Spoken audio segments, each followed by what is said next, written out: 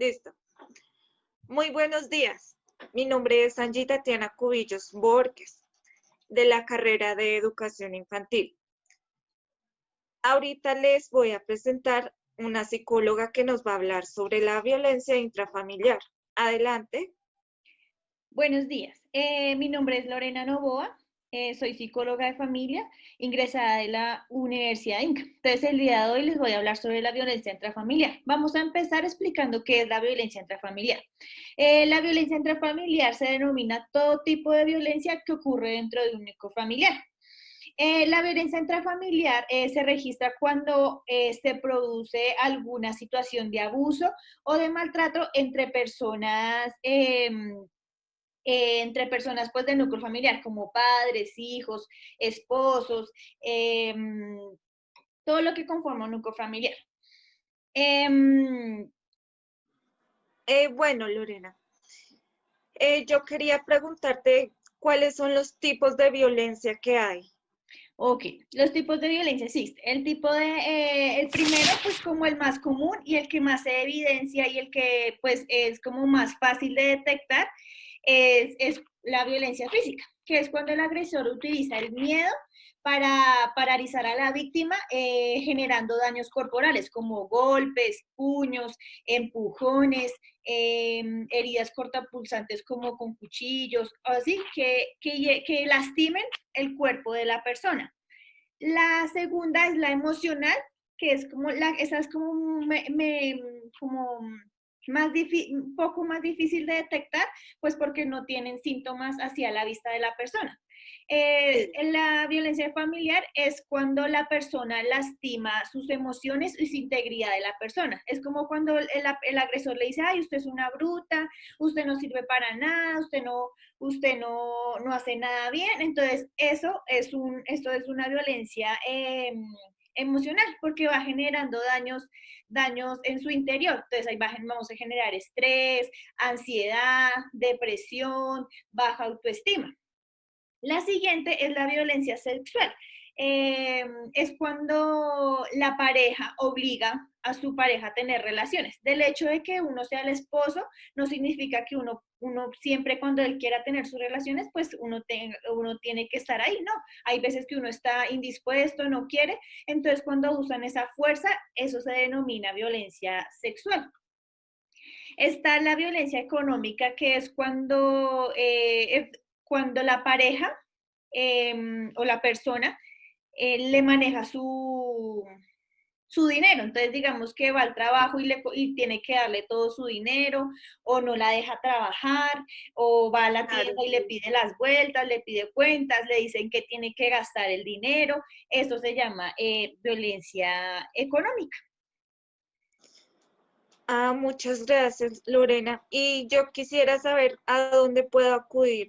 O sea, si en caso de yo ver o sospechar de alguna violencia, ¿a dónde puedo acudir? ¿Qué fundaciones puedo ir? Okay. Antes de darte las rutas, quisiera hablarte sobre el ciclo de la violencia, que es mucho, o sea, es muy ocurrente que ocurra. El ciclo de la violencia existe en 5 pasos. El primero es que el agresor está aparente calma, no pasa nada, todo está muy tranquilo. Sigue, entonces, que durante el día pues va acumulando tensión, depende de las situaciones, enojo, rabia, tensiones. La tercera es cuando explota, que ahí es cuando muchas veces el agresor empieza con los golpes, las palabras o las acciones que le hacen daño a la persona. La cuarta es la culpa, el arrepentimiento, cuando el agresor ya pide disculpas, que eso no fue lo que él quería hacer, que estaba estresado. Bueno, hay miles de excusas que usa el agresor para pedir disculpas. Y luego sigue la reconciliación, que es cuando pues la víctima perdona al agresor y vuelve otra vez. Digamos que ese ciclo nunca para. Por eso Sí, muchas veces cuando las personas, el agresor pide disculpas y a la semana otra vez vuelve, no, muchas veces, o sea, si el agresor te agrede una vez, lo va a hacer 2, 3, 4 veces, ¿sí? Porque eso nunca para. Entonces, la idea para que ese ciclo no ocurra, lo único es denunciar y alejarse lo más pronto de esa persona. Entonces, ahí vienen pues las rutas. Afortunadamente tenemos muchas rutas en este momento. Digamos que ahorita por la contingencia es muy difícil ir allá presencial, pero afortunadamente tenemos líneas telefónicas o por internet que uno puede hacer las denuncias.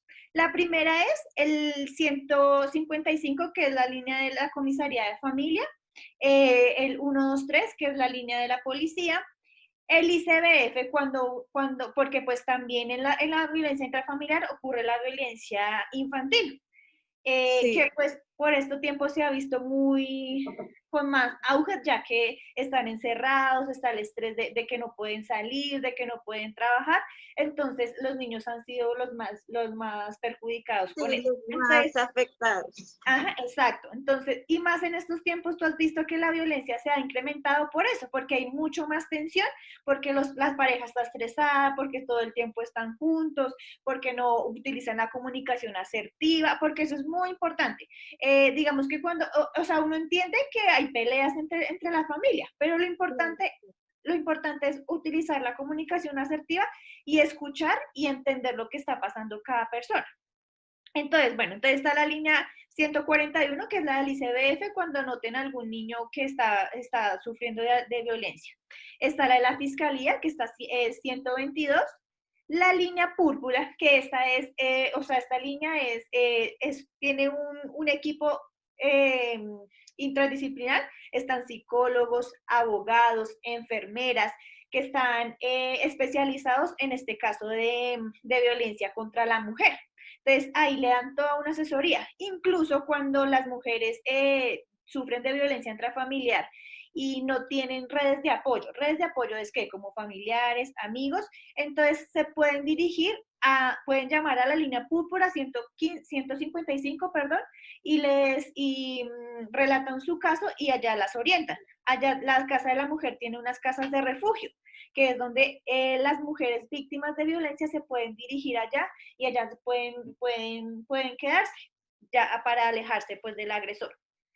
Eh, y ya, pues esas son las líneas que tenemos a la mano. Es muy importante que no crean en las disculpas de los agresores, ¿sí? Porque esa es como su psicología, pedir disculpas, me perdonan y vuelvo a pasar.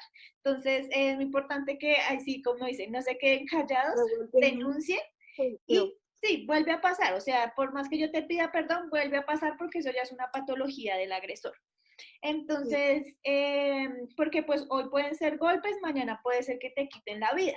Entonces, para evitar eso, tenemos es que denunciar. Y pues básicamente esa es como las líneas que tenemos para las víctimas. Ay, muchas gracias, Lorena, por tus Listo, Tatiana. consejos, por tu tema. Muchas gracias. También quería, pues, recomendar que hay, pues, videos donde piden ayuda, que este es el signo donde están en peligro, entonces también para que lo utilicen si están en riesgo, si están entrando en alguna violencia. Muchas gracias a todos. Gracias por prestar su atención. Hasta luego. Hasta luego, Tatiana. Mucho gusto.